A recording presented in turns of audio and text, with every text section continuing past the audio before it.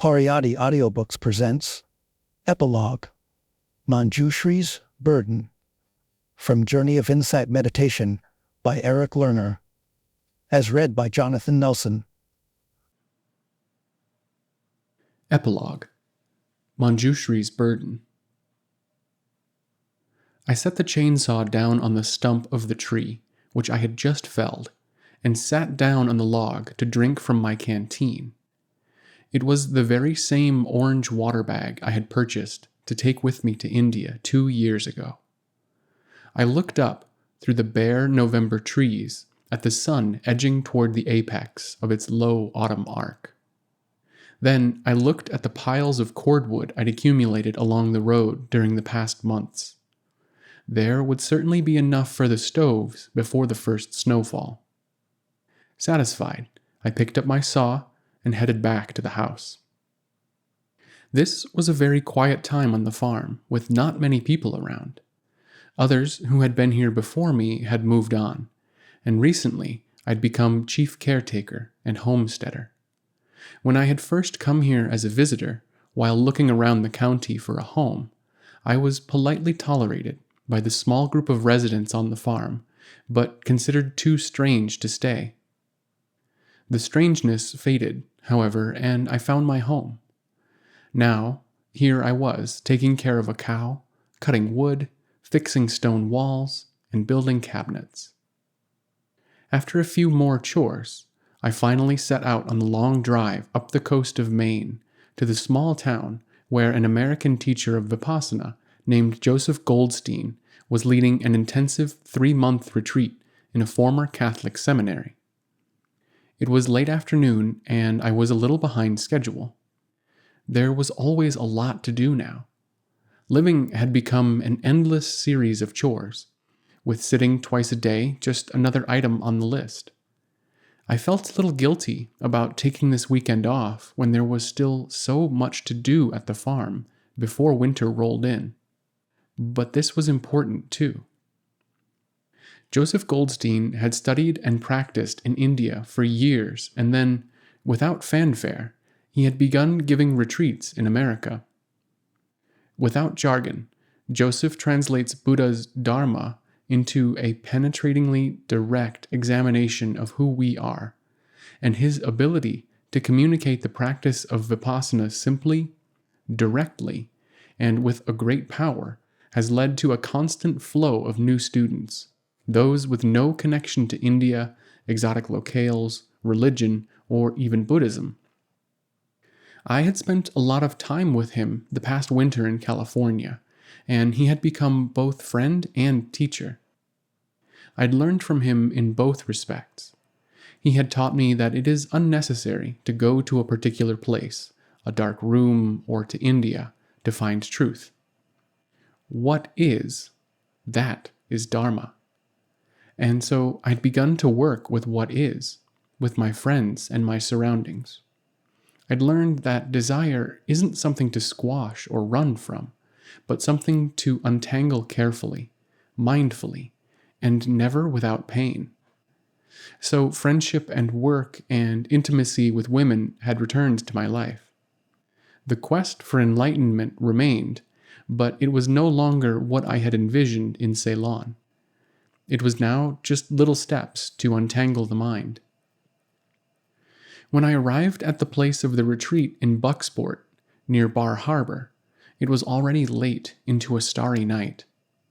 After collecting my gear and locking the car, I prepared to head for the main building, but I was stopped by the sound of slow footfalls against a background of stillness.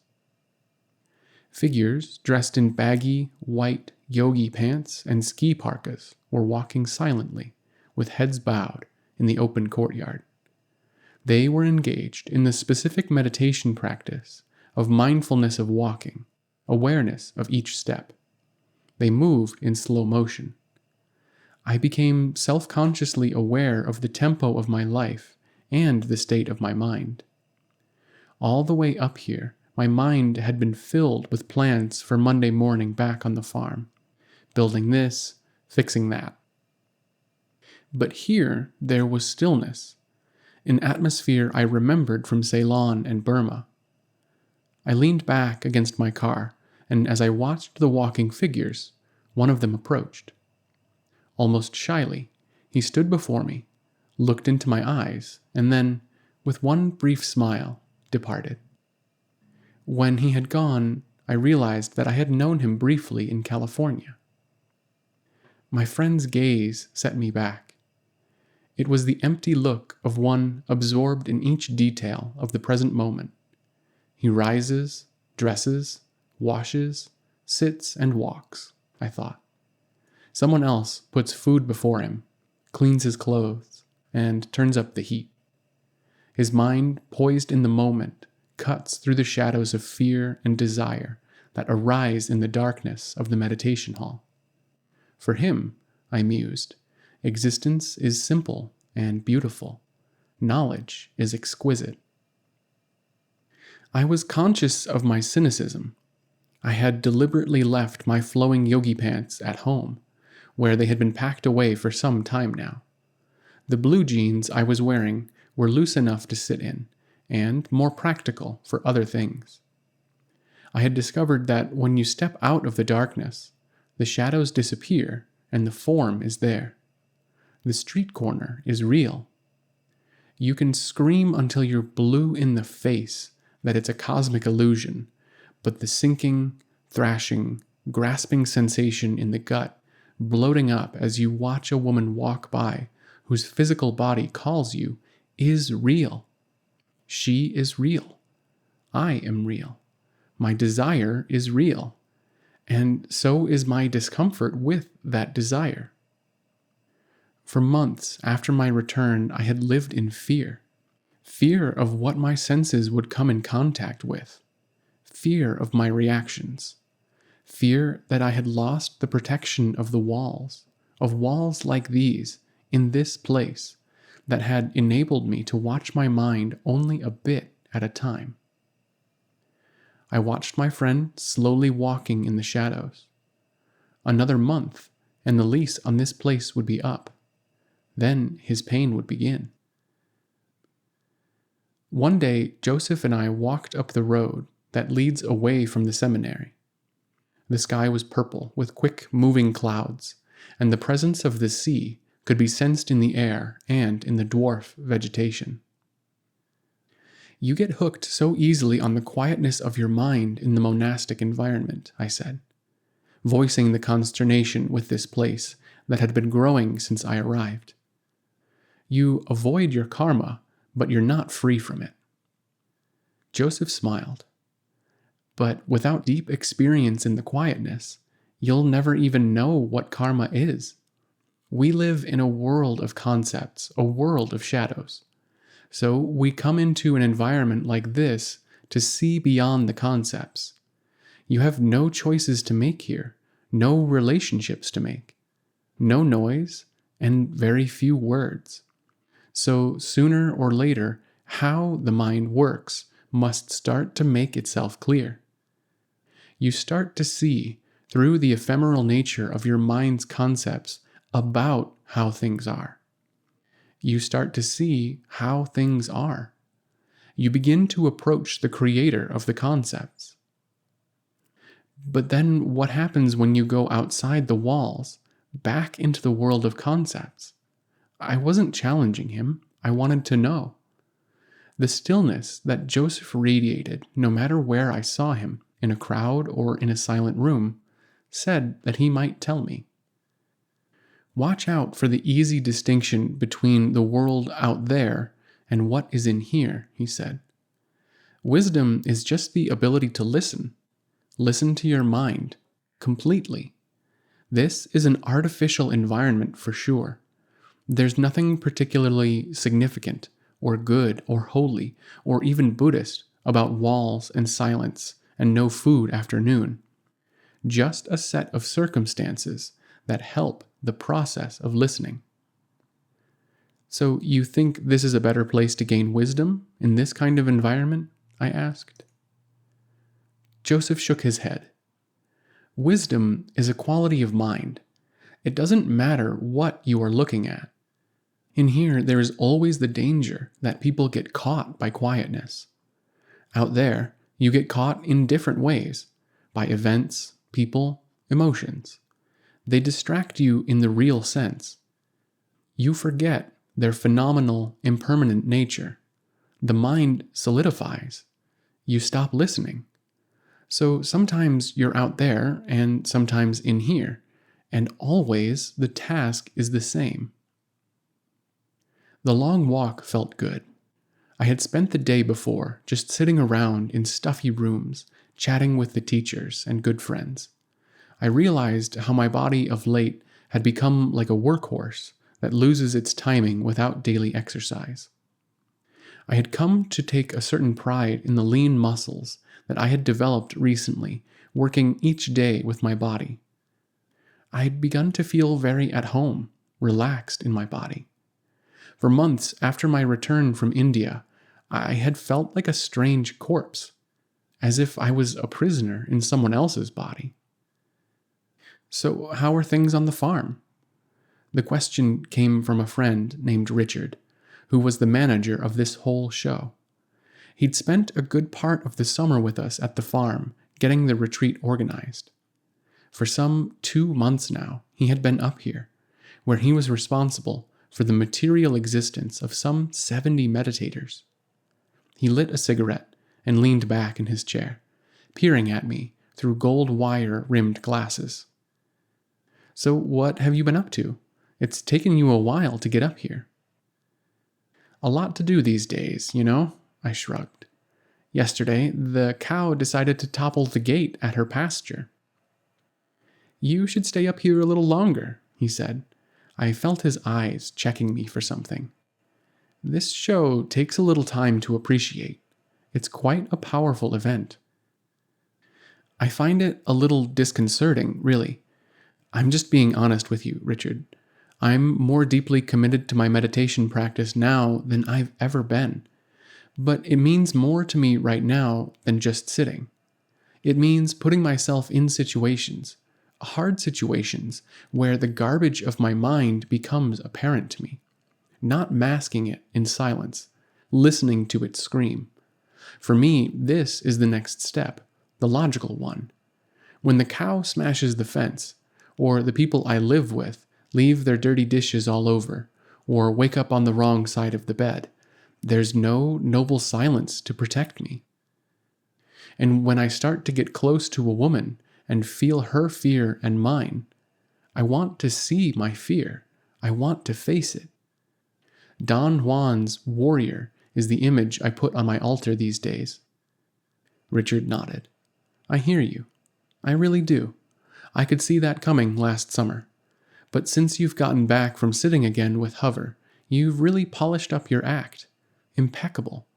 That's part of the way of the warrior Don Juan tries to teach Castaneda. I notice it in the way you dress these days, the way you build fences. But, you know, there's another part to the teaching of the warrior. Impeccability can't stand alone. A big game hunter can be impeccable. A wise man has to be more. A warrior has to know something.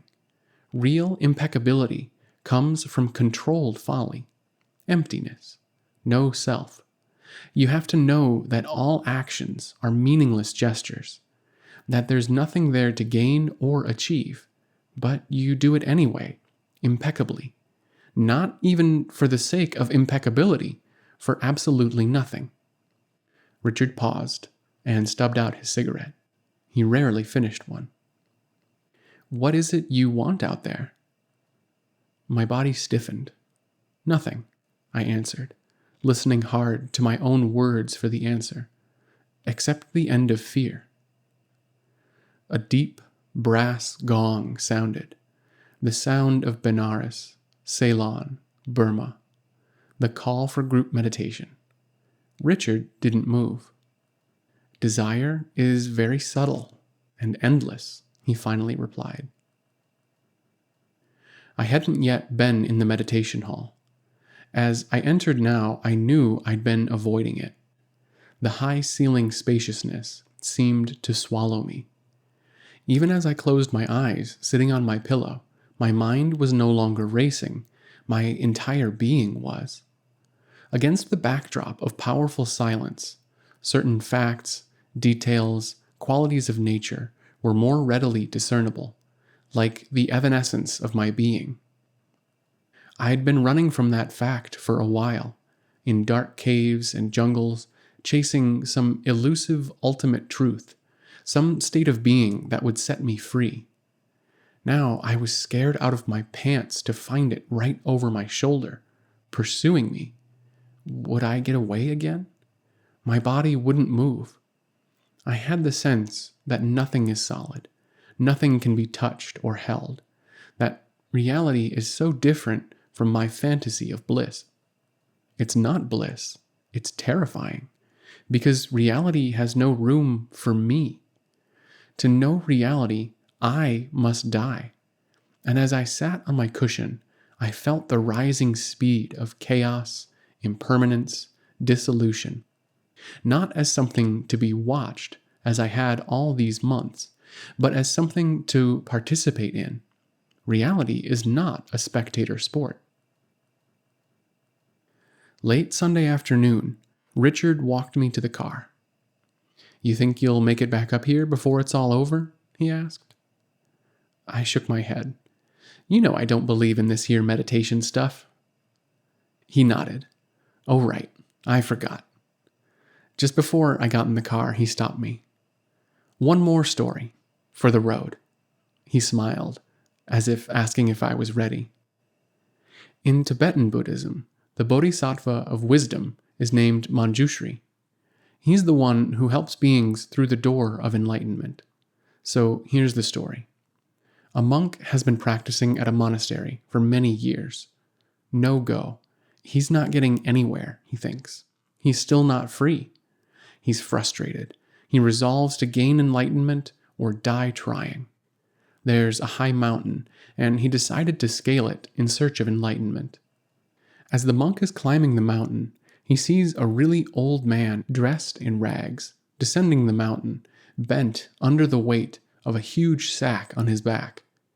It is Manjushri, but the monk doesn't know it. All he sees is an old man with a burden. He's about to pass right by when he catches the old man's eyes. He's not sure, but he thinks he sees something there. He asks the old man what he knows about enlightenment. The old man just looks at him without a word.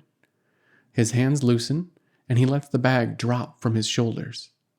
The moment the sack hits the ground, the monk sees. He sees it all. The absoluteness of that moment, nothing else. No mountain to climb, no journey to make. The moment the bag is dropped, the monk is free. It is his enlightenment. So now what does he do? There's no mountain to climb. He just looks at Manjushri without a word. Now what? He wants to know. Quite calmly, the old man picks up the sack, bends again under the heavy load, and struggles on down the mountain. Richard paused and lit a cigarette. "A very good story," he commented. "Most people doing this meditation practice like to hear it. I'm not sure they hear all of it. See, on the first level, the story has a deep truth. Okay, enlightenment isn't on some mountaintop. It's right where you're standing with the bag on your shoulders. And the moment after is just the next moment. You pick up the sack again and proceed. Very good. Nothing to gain, nowhere to go. Chop wood and haul water, as they say in Zen. Give up your useless striving. But there's a little bit more to the story, at least as I hear it. The enlightenment itself, the dropping of the bag, what it means to let go of that burden. Many of us have had the experience of loosening our grip, feeling the bag start to slip out of our hands. That moment when there is nothing to grab onto. Not a pleasant feeling, but a powerful one. And then it's all back to normal. The terror is past. We've picked up the bag again. We're ready to resume with wisdom this time. Richard stepped on his half-finished cigarette. But did we drop the bag? Did we really let it go? Did we hear the thud and then wait for the echoes to die completely until there was nothing? Or did we just imagine it? I looked up and it was sunset. I'd be driving back in near total darkness. It would be a long ride.